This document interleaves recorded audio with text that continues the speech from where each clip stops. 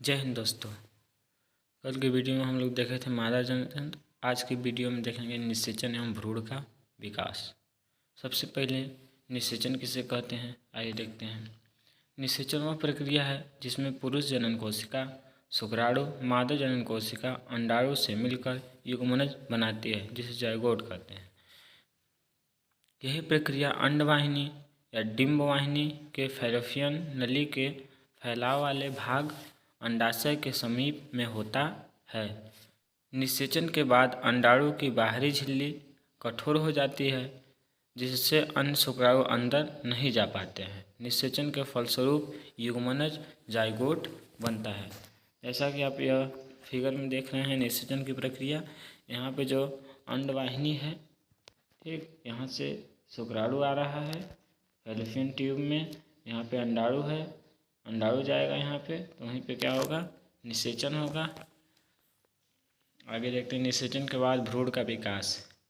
युग्मनज जाइगोट बना, अंडाणु से मिलने के बाद अंडाणु युग्मनज बन जाता है। फिर उसके बाद युग्मनज में विभाजन होता है। युग्मनज बार बार विभाजित होकर अनेक कोशिकाएं बनाता है।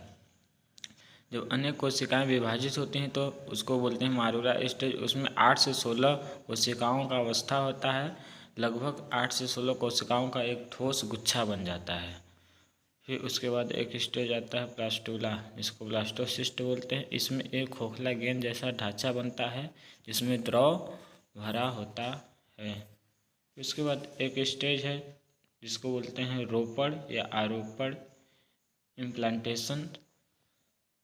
ब्लास्टूला ब्लास्टोसिस्ट अंडवाहिनी से गर्भाशय में पहुंचता है। यह गर्भाशय की भीतरी स्तर गर्भाशय श्लेष्मा में धस जाता है। इसे आरोपण कहते हैं। आरोपण के बाद भ्रूण माता के रक्त में भोजन प्राप्त करने लगता है, जैसे कि दीवार में आरोपित होकर बढ़ता और विकसित होता है।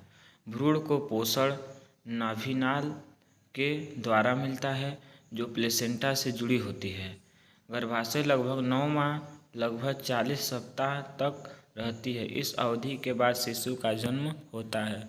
महत्वपूर्ण बातें, निषेचन अंडवाहिनी में होता है। युग्मनज निरंतर विभाजन होता है।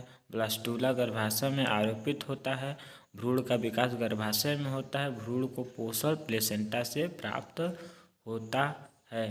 नोट, निषेचन के बिना भ्रूण का विकास संभव नहीं है।